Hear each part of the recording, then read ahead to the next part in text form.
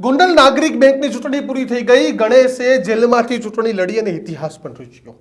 જે રીતે ગણેશના પિતાજી એટલે કે જયરાજસિંહ જાડેજા જેલમાંથી ચૂંટણી લડ્યા હતા તેને હારનો સામનો કરવો પડ્યો, પરંતુ ગણેશના કેસમાં એવું થયું નહીં અને તમામ કહેતા પણ હતા કે થાશે પણ નહીં, કારણ કે બારોબારથી લડાઈ, ભાજપની સરકાર સાથે જ ગણેશને મેન્ડેડ અને નબળો વિપક્ષ, આ તમામ પાસાઓ હતા. ગણેશના ગ્રહો જેલની બહાર આવવામાં તો કામ નથી કરી રહ્યા, કારણ કે હાઈકોર્ટમાંથી તારીખો, જૂનાગઢમાં તારીખો ભરવાની અને આ તમામની વચ્ચે ગોંડલ નાગરિક બેંકની ચૂંટણી. ગોંડલ નાગરિક બેંકમાં ઐતિહાસિક પરિણામ મળ્યું. આખી પેનલ, ગણેશની પેનલ જીતી ગઈ એવું કહ્યું તો ચાલે. ભારતીય જનતા પાર્ટીની આખી પેનલ જીતી અને કોંગ્રેસમાંથી એકમાત્ર યતીશ દેસાઈ કે જેઓ પૂર્વ ચેરમેન ગોવિંદ દેસાઈના પુત્ર છે, તે યતીશ દેસાઈનો દબદબો હતો કે એકલા તો જીતતા હતા, પરંતુ આ વખતે યતીશે પણ હારનો સામનો કરવો પડ્યો. પણ હવે શું? 2022માં જયરાજસિંહને ગણેશને ધારાસભ્ય બનાવવાનું સપનું હતું, તે પૂરું ન થયું, પરંતુ જેલમાંથી ચૂંટણી લડાવવાનું સપનું પૂરું થયું.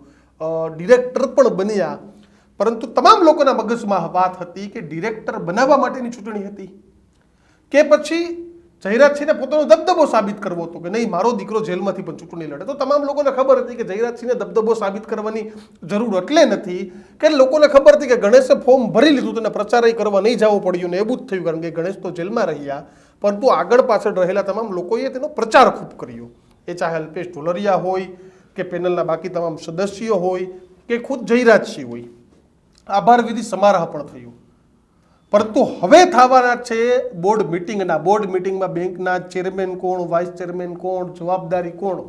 તો જે પ્રમાણે માહિતી મળી રહી છે તે પ્રમાણે ગણેશે જેલમાં બેઠા બેઠા ચૂંટણી લડ્યો, ગણેશ જેલમાં બેઠા બેઠા ચૂંટણી જીત્યો, પરંતુ આ દબદબા માટેની વાત ન હતી, પરંતુ નાગરિક બેંકનો વહીવટ કબજે કરવા માટેની વાત હતી.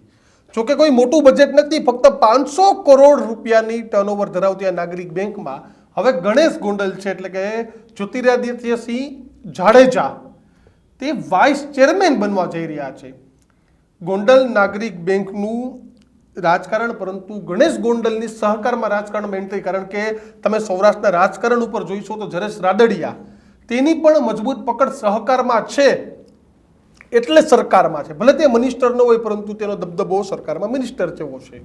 અને બાકીના પણ તમામ લોકો હોય તો હજુ પણ મોટી મોટી સહકારી સંસ્થામાં એન્ટ્રી કરવી હશે તો નાગરિક બેંક ગણેશ માટે મોટું પાસું, અને આ પાસું 2027માં ટિકિટ લઈ આવવા માટેનું પણ, કારણ કે 22માં તો એજના ઇસ્યુના તમામ નડ્યા તો ગણેશ વિધાનસભા સુધી ન પહોંચી શક્યા, પરંતુ જયરાજસિંહ પાસે હવે આ મોકો છે કે યોગ્ય રીતે ગણેશને લોન્ચ કરે.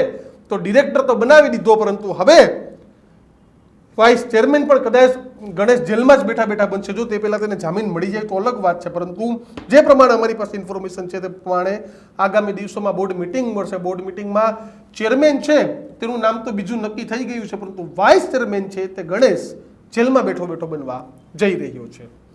તમને શું લાગે છે કે ગોંડલની આ રાજનીતિ અથવા તો જેલમાં બેઠા બેઠા ચૂંટણી લડવી, જીતવી અને વાઇસ ચેરમેન બનવું આ કેટલું યોગ્ય છે તે કોમેન્ટ બોક્સમાં જણાવો. અને વધુ આવા જ વિડીયો જોવા માટે જોતા રહો ન્યૂઝ રૂમ, ગુજરાતનો કૃષ્ણાથ.